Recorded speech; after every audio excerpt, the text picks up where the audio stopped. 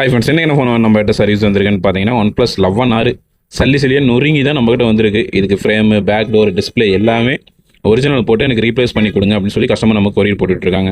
நம்ம செக் பண்ணி பார்த்தா ஃபுல்லாகவே டேமேஜ், எல்லாமே டேமேஜ், ஆன் பட்டன்லேருந்து எல்லாமே டோட்டலாக டேமேஜ். இது எல்லா ஸ்பேருமே ஒரிஜினல் ஸ்பேர் வச்சு எனக்கு பக்காவாக நீட்டாக ரெடி பண்ணி கொடுத்துருங்க. எந்த இஷ்யூ ரிட்டர்ன் வரக்கூடாது, ஃபிங்கர் பிரிண்ட் எல்லாமே அக்யூரேட்டாக வேலை செய்யணும் அப்படின்னு சொல்லி கஸ்டமர் நம்மகிட்ட கொடுத்துருக்காங்க. நம்ம ஃப்ரேமே எல்லாம் மாற்றிட்டு செக் பண்ணிட்டு இருக்கோம். பக்கா கிளாரிட்டி, பிரைட்னஸ் எல்லாமே ஒரிஜினல் தான். ஏன்னா எந்த இஷ்யூவும் இருக்காது நம்ம மாத்திர டிஸ்பிளேல.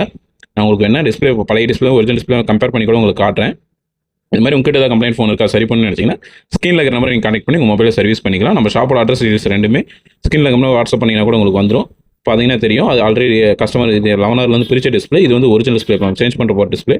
ரெண்டையும் பார்த்தீங்கன்னா எந்த வித்தியாசமும் இருக்காது, இது நம்ம பக்காவாக அந்த ஃபோனை ரெடி பண்ணியாச்சு. பார்த்தீங்கன்னா back door, original back door, display, frame எல்லாமே டோட்டலாக கம்ப்ளீட்டாக ரீப்ளேஸ் பண்ணி இந்த ஃபோனை பக்காவாக ரெடி பண்ணியாச்சு. இது மாதிரி உங்கள்கிட்ட எந்த விதமான கம்ப்ளைண்ட் ஃபோன் இருந்தாலும் ஸ்க்ரீனில் தெரிய நம்பரை நீங்கள் கான்டாக்ட் பண்ணி உங்கள் மொபைலை சர்வீஸ் பண்ணிக்கலாம்.